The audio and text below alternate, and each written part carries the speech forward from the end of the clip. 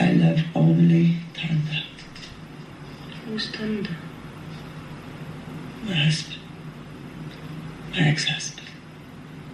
You never heard of him? He was the best ship film director. All of Europe was crazy about him. And I was his leading lady.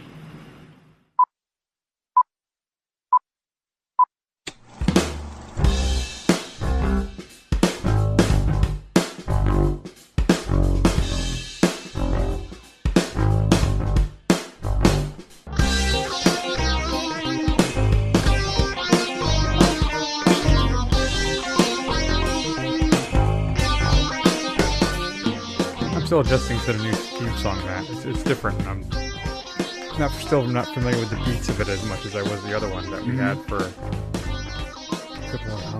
you know, we're coming up on the anniversary actually. I think it's in less than a week. The domain registration. Yeah, I think it's the 17th.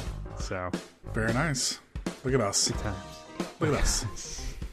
This week on the first run, Matt and I are going to delve back into the Predatorverse. On this adventure, we eschew the Predator tropes of the hunter, bad guy, monster sci-fi villain for a story more about honor, redemption, with just maybe a dusting of cliche.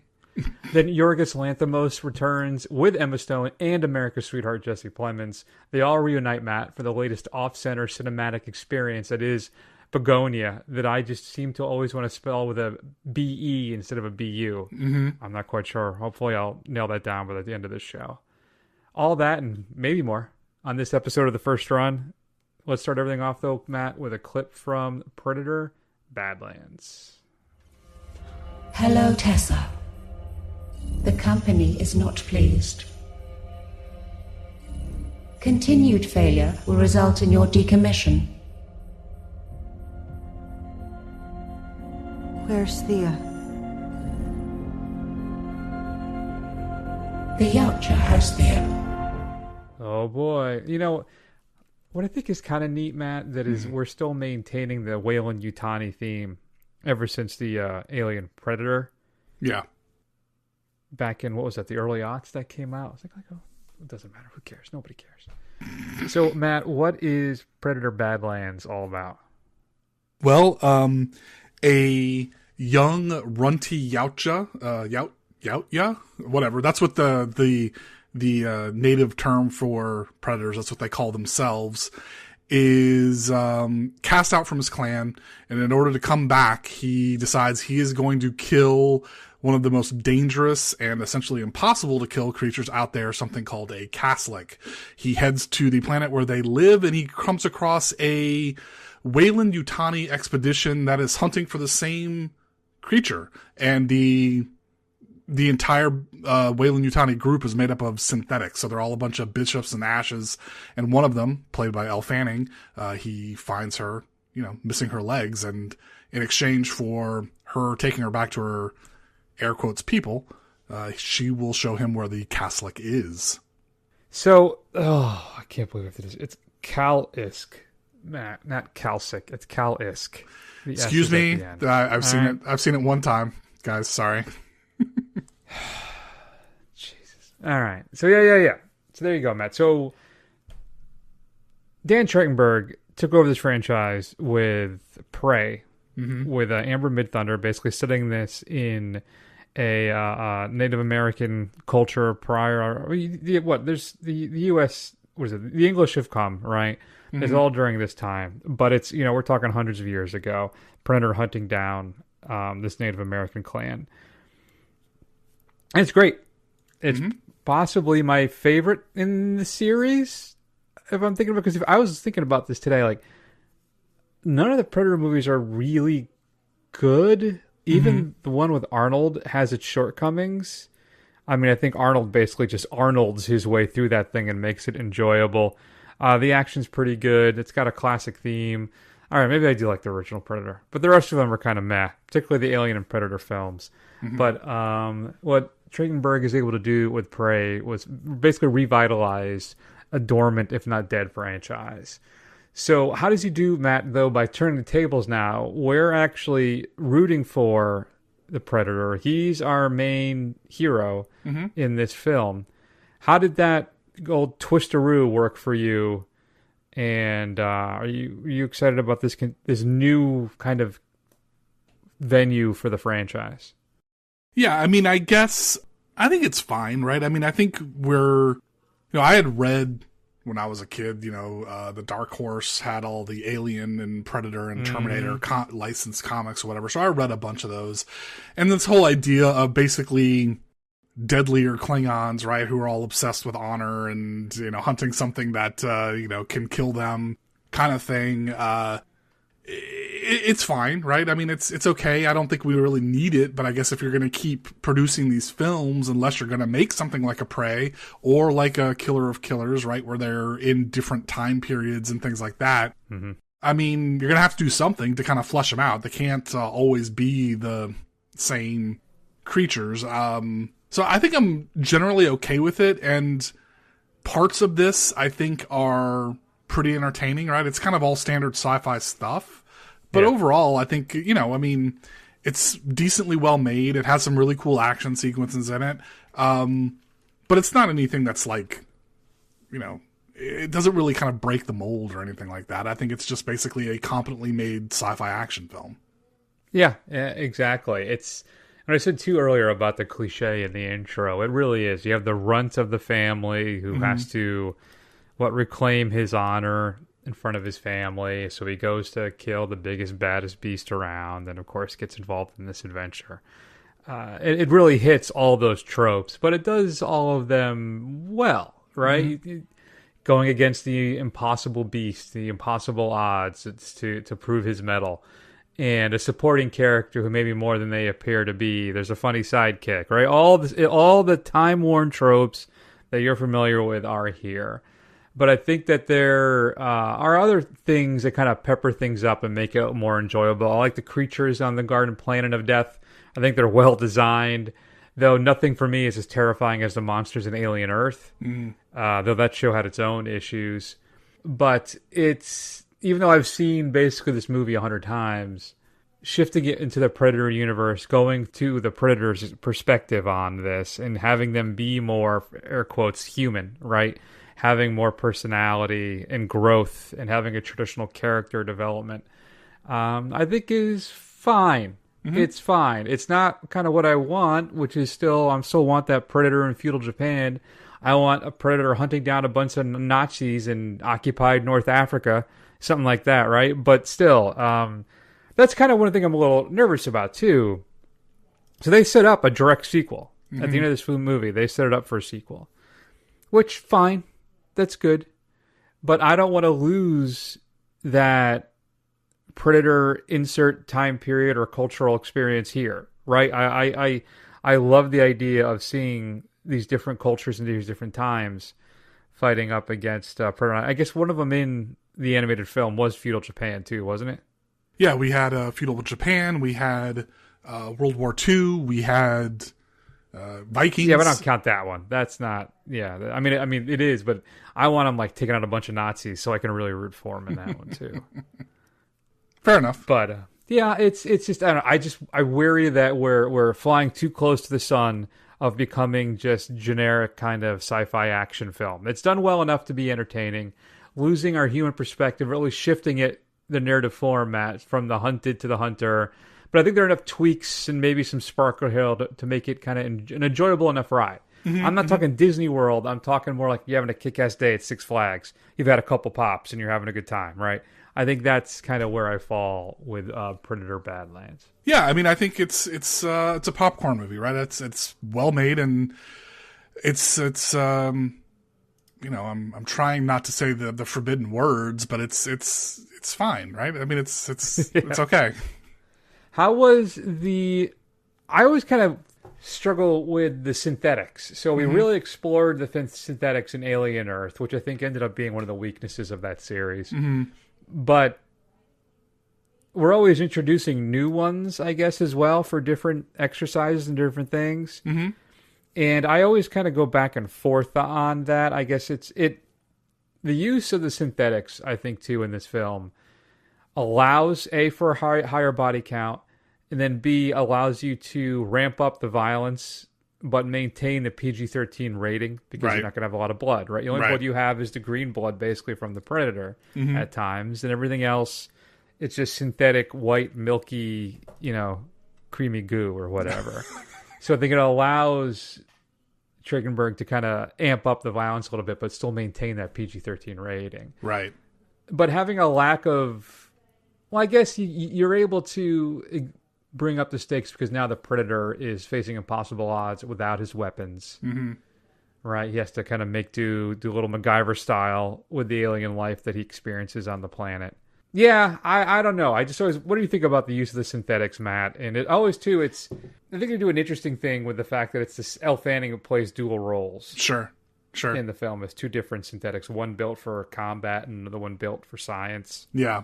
Which is also the first time I think we've seen that, because there's also a bunch of bro combat synthetics, too. I guess she's more the commando or something. Yeah. Yeah, I don't know. I mean, it's, I thought it was fine. I mean, obviously, it makes sense, right? I think it's a clever idea that why would you send a bunch of people that you can't control and will probably all get killed super fast to go hunt your deadly monsters that you need to bring back for bioweapons. Yeah, send a bunch of synthetics that you can just keep cranking out or whatever. And I guess, it makes sense. I mean, why wouldn't you just have like a few models of synthetic? Why would each one have to look individual, which also makes sense. So I was fine with all that. I think, that one dude, I hope he got paid a lot to play like, a dozen different guys at any one time. But I agree with you. I think the entire reason that they did it from a filmmaking perspective is so they could do really gnarly kills and things like that and be really graphic without it being, graphic. So, all right, I wonder, do you think they'll make that sequel then when we experience the next realm of his family? So it cost $105 million to make. It made almost 83. I think it's the highest grossing film in the franchise. And I don't know if that's adjusted for inflation to include the original, but... Right. Yeah, I mean, I honestly, my nerd self have always kind of wondered what a female predator looks like. So I guess, cool. Let's see what that's all about. But I think I'm with you. I think kind of delving into the minutia of predator society is not something I'm really into. I think it's kind of neat just to have it kind of vague, right? Like, say what you want about the Predators movie with Adrian Brody in it, right? Oh, yeah. Not good film, but I think the concept is really cool, where they have basically like a safari planet, right? And like you don't know a lot else other than that, but I think having it be still kind of mysterious is going to keep it better. But as they kind of get deeper and deeper, they're just basically going to turn them all into, Terminators, right? Making them nice guys where they're, maybe they're all not so bad. Yeah, I know that. I do agree with you. That's part of it what I struggle with. I don't know if I want to see the inner workings of the Predator clans. Mm-hmm. And I don't know. Listen, it's good enough, Matt. I gave Predator Badlands a B. You know what? So did I. Great minds think alike. I would give it a B. I had, we may have kind of seemed like we were complaining on it, but it's, like I said, well-made sci-fi action movie. Looks fun. Looks good, is fun. Check it out. There you go, folks. If you had a chance to see it, we'd love to hear from you. Shoot us an email at feedback@thefirstrun.com. All right, Matt. You know what I'm going to do? I'm kind of curious now. So it made $98 million, right? Mm-hmm. The original one. How do I do that? Then there's another zero there, one more zero there. In 1987. When did that come out? We'll say it's a summer film. All right, 1987 to September 25. That is 27. No, you know what? I forgot a zero. That's why. Never do math live. I'm even using a calculator and I still do it wrong. All right, I can't get it right. It's good. It did well. Let's hear about Begonia. Incredible. What is? Just the detail. The best I've seen. How can you tell she's an alien? Well, the signs are obvious. They did a hell of a job on it, but the tells are there. Narrow feet, then cuticles, slight overbite, semi-protruding earlobes, See? High hair density. You won't notice unless you know what you're looking for.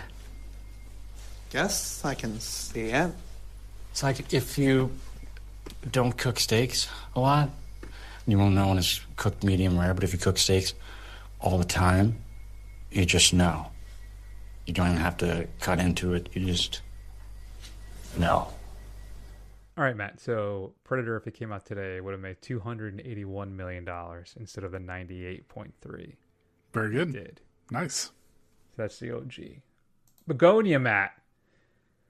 Oh boy. What is Begonia about? So Jesse Plemons and his intellectually disabled, as it reads here in Wikipedia, cousin Don kidnap Emma Stone's character Michelle. She is the high-powered CEO of a medical company, and they're convinced that she's an alien. So they hold her hostage, demanding basically for her to bring them to her leaders to negotiate their surrender and withdrawal from the planet Earth, because they feel like these aliens are the ones that are responsible for all the struggling of humankind. Basically like a they live scenario where they're profiting from the planet, right? And stripping of its resources that will eventually kill the Earth. And that's Begonia, Matt. What are your thoughts on the latest from Yorgos, who brought us some of our more interesting and enjoyable films? Definitely challenging. The master, I think, of the intellectual black comedy is kind of where I'm sitting with him at this point. What are your thoughts on Begonia? Yeah, so I think it's his most straightforward film since like The Favorite, right? It's not as weird as Kinds of Kindness or The Lobster or Killing of a Sacred Deer. It's basically just a straightforward, is Jesse Plemons crazy or not kind of thing, right? And that's basically all this is. It's got essentially 4 actors in it, right? That's essentially the entire cast. And this thing all lives and dies on Jesse Plemons and Emma Stone's performance. And I think they're quite good in it, right? And if I have one complaint about it, it's that because it's a Yorgos movie, I don't feel like there's any suspense because I feel like I know how this thing is going to play out, right? So, that's my one critique, is that, you know, this whole idea of is she or isn't she throughout the whole thing. I think if you've watched enough of this dude's films about, you know, people who can turn into animals and shit like that, I mean, there's going to be, you know, I don't think there's going to be a lot of suspense left on how this is going to play out. Yeah, I think he still continues to be, for me, one of our more interesting and challenging kind of mainstream directors. I think this film is darkly funny, but I do agree with Matt. It is probably one of the most straightforward ones he's done in a while. I'm undecided on the ending. Mm-hmm. I don't think I like it. Okay. But I think that Stone and Plemons, I think, continue to do some of their best work with him. Mm-hmm. I think that times, on numerous occasions watching this film, I found it to be kind of deeply unsettling. Yeah. Which, of course, is what he's really well known for at this point. I do want to see the original, which is supposed to be even more bonkers than this. It's a Korean film called Save the Green Planet from 2003. I definitely want to check it out and kind of compare the two. I think this, from what I understand, this is more inspired by than like a direct adaptation, because that film was supposed to be like nuts. Mm-hmm.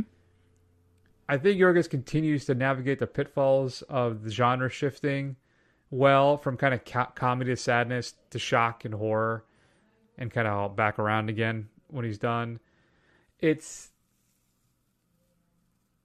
should have expected it to not linger on the sci-fi horror aspects, but instead to be more about relationships and loss and frustration and madness. I think that the current economic system that this country has just fosters naturally.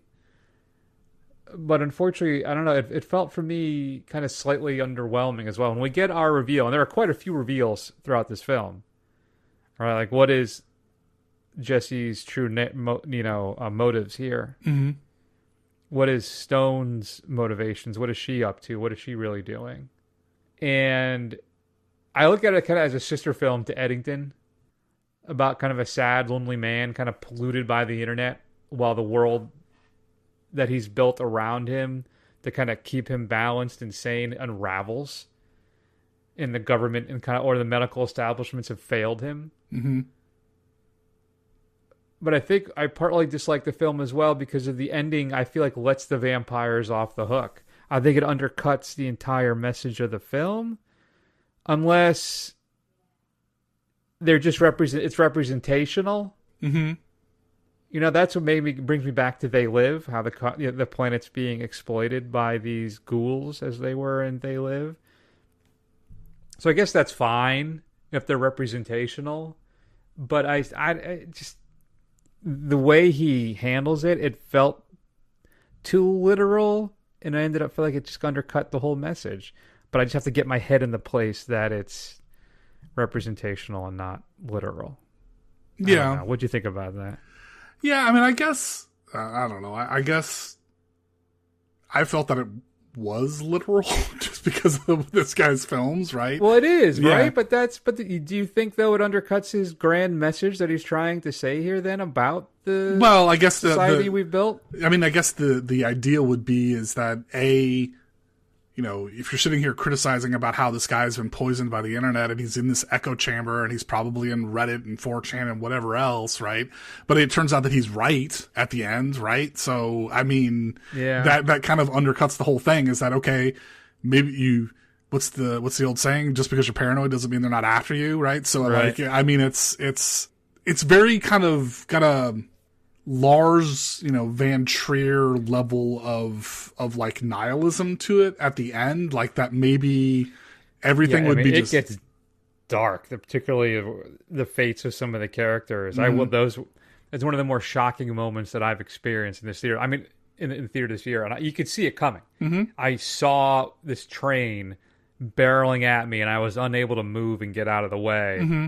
And even then, when it happens, it's still like, oh my God. Right. And I guess, you know, part of it is, I mean, it's probably a metaphor, right? That these aliens and kind of what they do is how we treat things that we consider lesser beings, right? We just kind of let it go, right? Yeah. Because we think we know better. But, you know, I mean, and I get all that, but it's all very nihilistic without a kind of a direct message, like, look how messed up all this stuff is and we're all screwed. I got Lars Van Trier for that. Yeah, right. Part of me thinks too that's part of it. I'm not in the headspace right now for that. I don't know if it's impacting my critical view of the film. Like, I'm sitting at a B-. Mm-hmm. I was at a B for a while, but then I was just like, I don't care for the ending. Mm-hmm. And maybe it, like Matt says, maybe it is too nihilistic for me. Maybe I'm just not in the place to appreciate it like that. Like, there's a bunch of his films that were, I'm not sure if they are right now, or like on iTunes, they were on sale for $5 each. Particularly Poor Things and what's the other one? The one we just saw last year. Kinds of Kindness. Kinds of Kindness. Mm-hmm. You know, I'm like, I gotta pick them up because I do want to own them at some point. But then I'm like, why, Chris? You're not gonna rewatch these movies. Mm-hmm. They're just... Yeah, so I mean, I know Kinds of Kindness is very kind of down, but I think the thing that I like about that film is at least it kind of forces you to kind of wrestle with what's going on in these vignettes, right? It doesn't just kind of lay it all out there. So I think that has a bit of an artistic, you know, structure to it that I find rewarding. Whereas this, it just feels like it's very straightforward. It's a bottle episode, basically, or a bottle movie for essentially 90% of its runtime. And then he just kind of lays out the ending and like, here it is. And it's like, yeah, I don't know. And maybe it's because, you know, everything is so shit right now that like, maybe I don't want to be reminded of a nihilistic headspace. Maybe I would be more accepting of it if things weren't so terrible. Right. You know, so maybe that's what it is. Yeah, that's what I'm saying. I don't know if my review is colored because of that, but I don't know. I'm sitting at a B-. I guess I'll stick with it for now. Maybe I'll revisit or readjust it at some point in the future, but yeah, I think that's right on. I'm giving it a B- as well. I think it's well acted, right? I think Stone and Plemons are very good. You know, there are some really outrageous scenes in this that are really emotionally impactful when you see them, but as a whole, it's just, I think, one of his weaker works. Yeah, I guess so. I got to change to see Bugonia, Matt. It is still in theaters. Shoot us an email at feedback@thefirstrun.com. Public service announcement. The Criterion 50% off sale is live right now. I think it runs almost to the month of November. So if you're eyeing that Wes Anderson box set, folks, now's the time, huh? instead of $500, you can get it for $250. Yeah.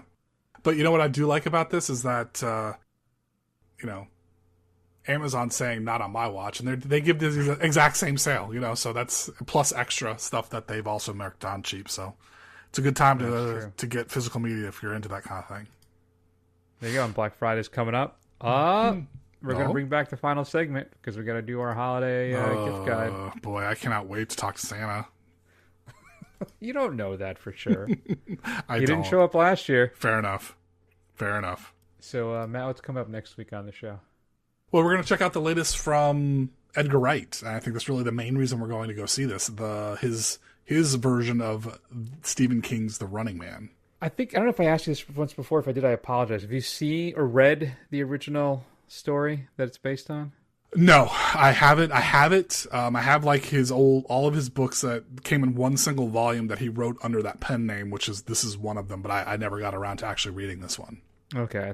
I thought I read somewhere that the ending is kind of dark. Mm-hmm. And that I don't know if Wright's the guy to do that. So maybe they shifted the ending. I don't know. Right. I haven't read it, so who knows? But I am looking forward to the latest Edgar Wright film. Big fan of his work here. Both of us are in the big show. And that's it. So go ahead and where am I? I'm all flustered, Matt. Go to the website at thefirstrun.com. Archives of all the old shows. There's a little player there. You can just hit play and start playing episodes. You see the report card, which I am overdue on updating, and more. You can also check us out on YouTube and Blue Sky and Instagram. Do a search for The First Run. Scroll. Eventually you'll find us. And then head over to Apple Podcasts. Give us a review. It'll help us out. It'll help other people find the show. And I guess that will be that. So we're going to take an extended break. I love you all very much. Even you. Please take care of yourselves. And we will see you guys all again real soon as I ramp, because this is entirely too long.